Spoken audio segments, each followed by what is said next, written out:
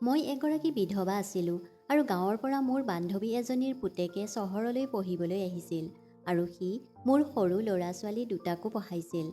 তাক মোৰ বহুত ভাল লাগিবলৈ ধৰিছিল, কিন্তু সি মোক বহুত লাজ কৰিছিল। কিন্তু আচৰিত কথাটো এইটোৱেই যে সি ৰাতি বহুত সোনকালেই তাৰ কোঠাত সোমাই দৰ্জা বন্ধ কৰি দিছিল আৰু নাজানো কোঠাৰ ভিতৰত সোমাই সি কি কৰিছিল। এদিন মই তাৰ কোঠাটোত সোমাই লুকাই থাকিলোঁ। তাৰপিছত মই যি দেখিলোঁ সেয়া দেখি মোৰ মূৰত বিনা মেঘে বজ্ৰপাত হোৱাৰ দৰে হ'ল। সিটো মোৰ উলংগ। মোৰ স্বামীৰ আকস্মিক মৃত্যুৱে আমাৰ জীৱন অন্ধকাৰ কৰি তুলিছিল। মোৰ ল'ৰা ছোৱালী দুটা যিয়ে অনবৰতে হাঁহি ধেমালি কৰি থাকিছিল, সিহঁতে এতিয়া একেবাৰে মৌন হৈ পৰিছিল। নিজৰ দেউতাকক হেৰুৱাৰ দুখে সিহঁতৰ অন্তৰ ভাঙি চুৰমাৰ কৰি পেলাইছিল। বহুত সৰুতেই সিহঁতে নিজৰ দেউতাকক হেৰুৱাইছিল আৰু হয়তো দেউতাকৰ ঠাই জীৱনত আৰু কোনেও ল'ব নোৱাৰে।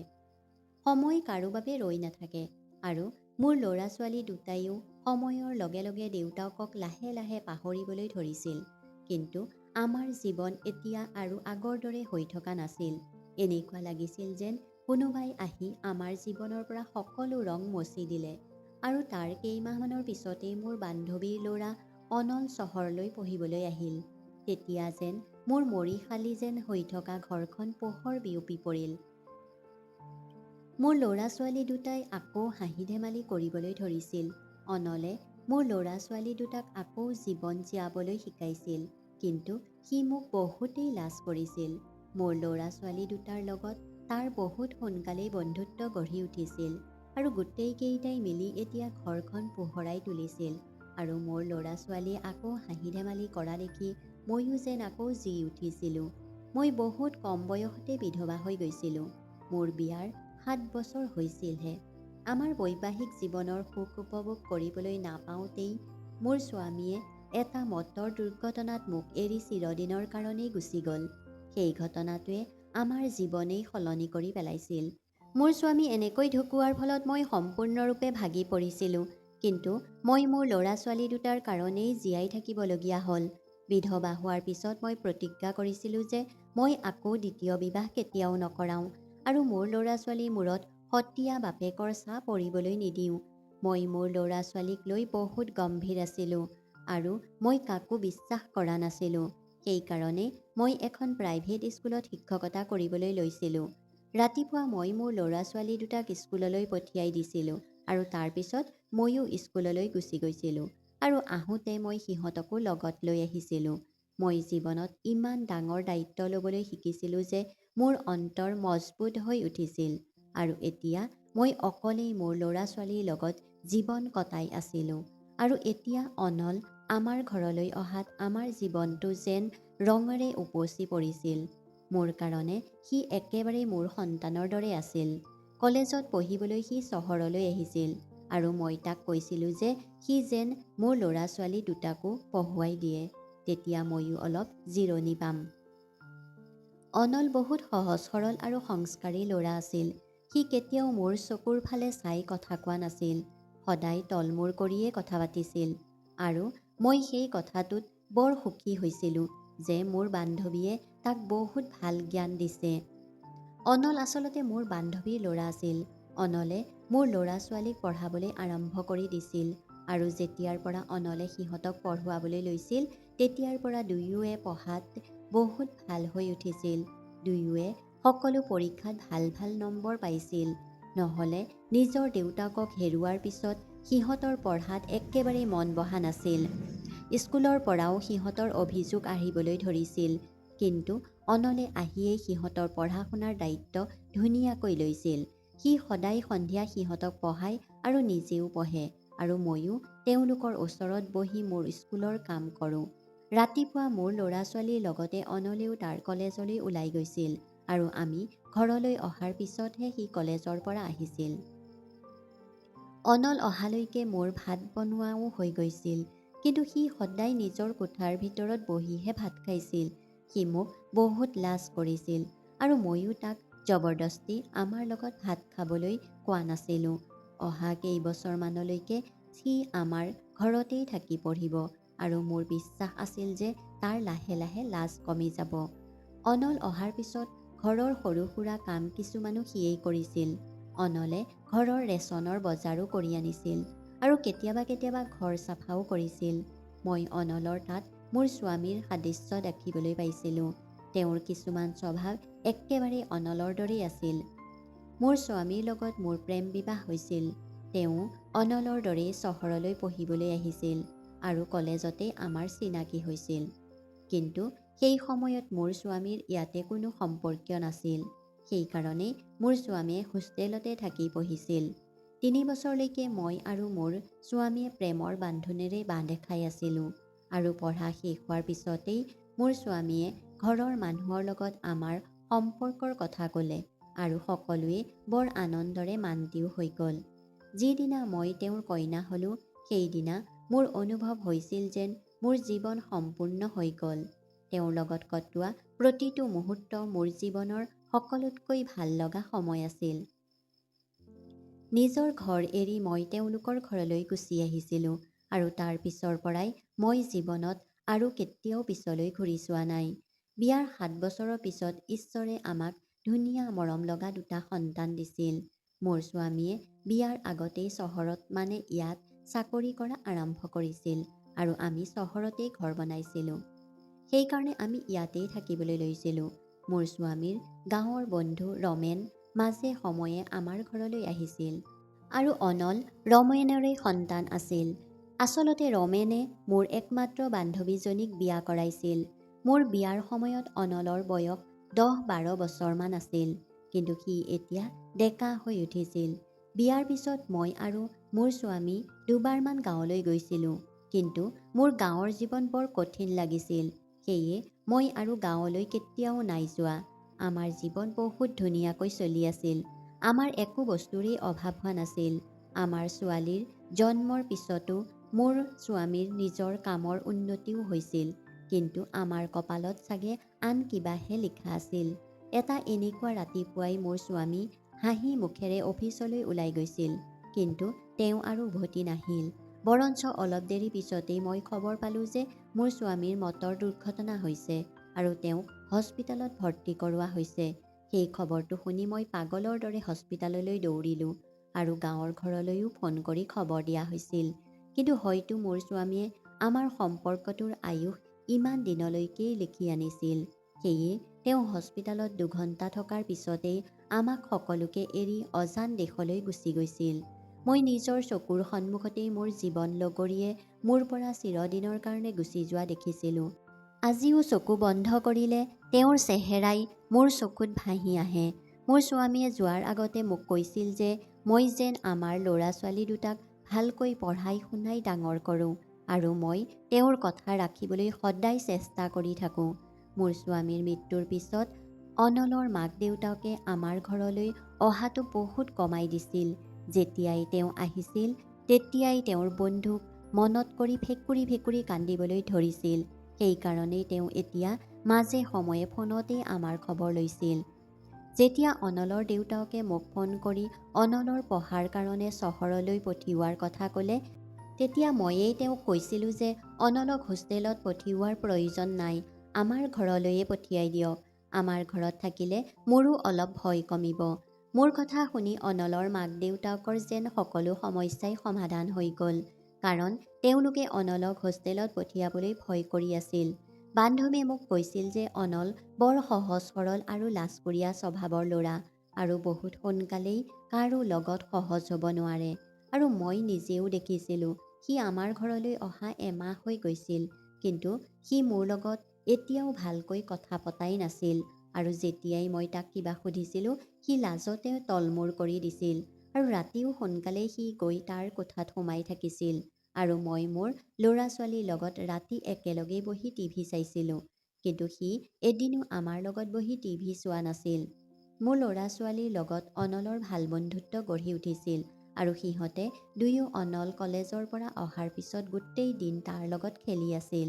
মোৰ সৰু ছোৱালীজনীয়েতো সকলো সময়তেই তাৰ কোচত উঠিয়েই ঘূৰি ফুৰিছিল আৰু অনলেও সিহঁতক বহুত মৰম কৰিছিল আৰু সদায় সিহঁতৰ বাবে চকলেট চিপছ লৈ আহিছিল। মই বহুতবাৰ তাক মানাও কৰিছিলোঁ যে সিহঁতক সদায় এইবিলাক আনি দিব নালাগে, কিন্তু সি সদায় কলেজৰ পৰা আহোঁতে সিহঁতৰ বাবে লৈ আহিছিল। যোৱা কেইদিনমানৰ পৰা মোৰ গা বহুত বেয়া হৈ আছিল। কিন্তু মই বুজি পোৱা নাছিলোঁ কি কৰোঁ। মোৰ গা বেয়া বুলি কাকো একো কোৱা নাছিলোঁ।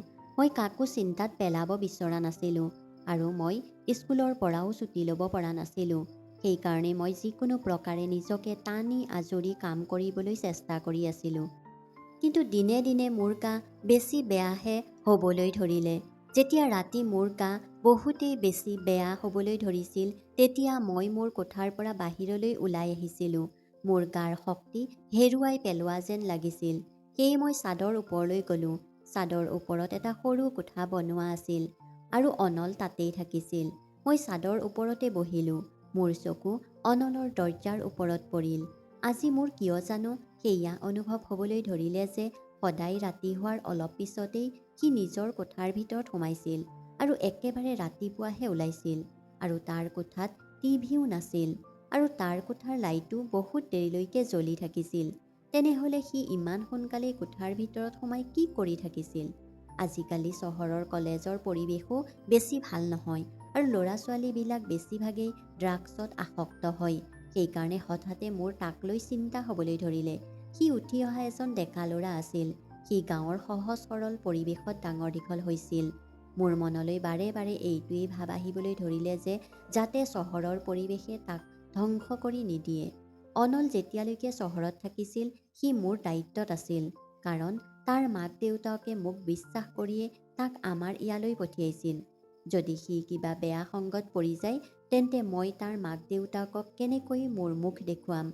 অনল আমাৰ ঘৰলৈ অহা ৩ মাহ হৈ গৈছিল, কিন্তু সি এতিয়াও মোৰ লগত সহজ হ'বলৈ পৰা নাছিল আৰু না মোৰ লগত ভালকৈ কিবা কথা পাতিছিল যে মই তাক চিধা-চিধিকৈ কিবা সুধিব পাৰিম। সি মোক দেখাৰ লগে লগেই লাজতে তলমূৰ কৰিছিল। তাক মই কেনেকৈ সোধোঁ যে সি ৰাতি সোনকালেই নিজৰ কোঠাত সোমাই কি কৰে? সেইকাৰণে মই ভাবিলোঁ যে মোৰ গা ভাল পালেই মই নিজেই তাক অনুসৰণ কৰিম আৰু সি কি কৰে সেয়া জানিবলৈ চেষ্টা কৰিম। ২-৪ দিন মোৰ বেমাৰতেই গুচি গ'ল আৰু যেতিয়াই মই নিজকে অলপ সুস্থ যেন অনুভৱ কৰিলোঁ তেতিয়া মোৰ আকৌ অনলৰ কথা মনলৈ আহিল। আৰু এদিন ৰাতি যেতিয়া মোৰ ল'ৰা-ছোৱালী দুটাই টিভি চোৱাত ব্যস্ত আছিল আৰু অনলে পাকঘৰত নিজৰ কাৰণে চাহ বনাই আছিল, তেতিয়া মই মনে মনে গৈ তাৰ কোঠাৰ ভিতৰত সোমাই লুকাই থাকিলোঁ। মই জানিছিলোঁ যে মোৰ ল'ৰা-ছোৱালী দুটাই বহুত দেৰিলৈকে টিভিৰ আগৰ পৰা নুঠে। মই অনলৰ কোঠাৰ ভিতৰত লুকাই থকাৰ কিছু সময় হৈছিলহে। সি চাহ লৈ নিজৰ কোঠালৈ আহিল আৰু দৰজা বন্ধ কৰি শান্তিৰে নিজৰ বিচনাত বহিল।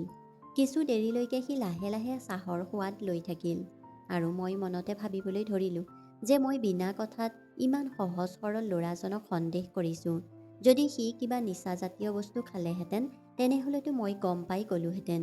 সি মোক লাজ কৰিছিল ঠিকেই, কিন্তু সদায়তো মোৰ চকুৰ সন্মুখতেই থাকিছিল।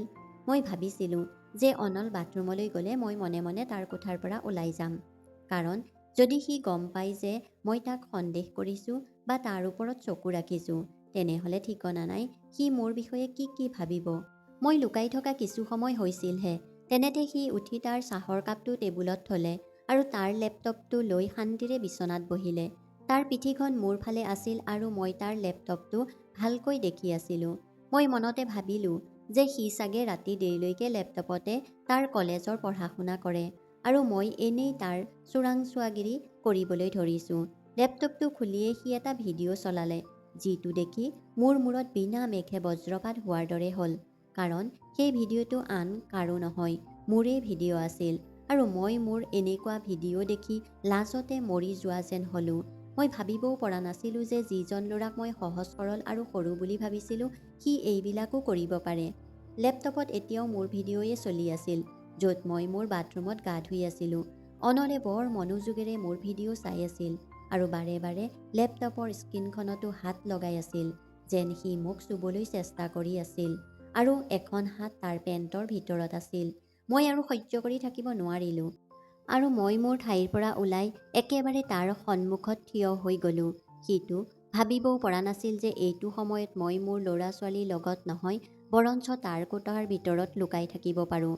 মোক তাৰ সন্মুখত থিয় হৈ থকা দেখি সি থতমত খাই উঠিল আৰু লগে লগে লেপটপটো বন্ধ কৰি দিলে।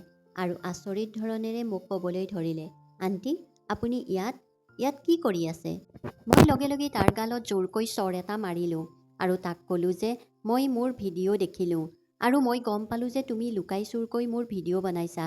মোৰ কথা শুনি সি তলমূৰ কৰিলে আৰু একো উত্তৰ নিদিলে। মই তাৰ বুকুত টি-চাৰ্টটোত খামুচি ধৰিলোঁ। মই জানিব বিচাৰিছিলোঁ যে সি আচলতে মোৰ লগত এনেকুৱা কিয় কৰিলে। তাকতো মোৰ ঘৰত ঠাই দিছিলোঁ আৰু তাক সদায় মোৰ ল'ৰা-ছোৱালী দুটাৰ দৰেই ৰাখিছিলোঁ। সি মোৰ কাৰণে মোৰ সন্তানৰ দৰেই আছিল। মোৰ স্বামীয়ে তাক বহুত মৰম কৰিছিল, কিন্তু সিটো মোৰ ভৰসা ভৰিৰে মোহাৰি পেলাইছিল। সি কেতিয়া কেনেকৈ মোৰ ভিডিঅ' বনাইছিল, মইতো সেই কথাটো একেবাৰে গম পোৱা নাছিলোঁ। আৰু যেতিয়া মই তাক বহুত খঙেৰে আকৌ সেই প্ৰশ্ন কৰিলোঁ, তেতিয়া সি তলমূৰ কৰি ক'বলৈ ধৰিলে যে মই আপোনাৰ বাথৰুমত এটা সৰু গুপ্ত কেমেৰা লগাই থৈছোঁ আৰু মই সদায় আপোনাৰ ভিডিঅ' চাওঁ। আপোনাক মোৰ বহুত ভাল লাগে আৰু মই আগৰ পৰাই আপোনাক পচন্দ কৰিছিলোঁ। আৰু যেতিয়া মই গাঁৱৰ পৰা ইয়ালৈ আহিলোঁ, তেতিয়া মই মোৰ আৱেগক নিয়ন্ত্ৰণ কৰিব নোৱাৰিলোঁ আৰু এদিন এই কথাটো মই মোৰ কলেজৰ বন্ধু এজনক ক'লোঁ। তেতিয়া সি মোক ক'লে যে মই আপোনাৰ বাথৰুমত গুপ্ত কেমেৰা লগাই থওঁ আৰু সদায় ৰাতি আপোনাক চাই মোৰ জাগি থকা কামনা শান্ত কৰাওঁ। আৰু এনেকৈ এদিন মোৰ কলেজ সোনকালে ছুটি হোৱাত মই ঘৰলৈ আহিলোঁ। তেতিয়া আপুনি ঘৰ আহি পোৱা নাছিল। তেতিয়া আপুনি স্কুলতে আছিল। সেই সুযোগতে মই আপোনাৰ বাথৰুমত কেমেৰাটো লুকাই থলোঁ। সি তলমূৰ কৰি বৰ খোলাখুলিকৈ তাৰ ভুল স্বীকাৰ কৰি আছিল। মই তাৰ সাহস দেখি আচৰিত হৈ পৰিছিলোঁ।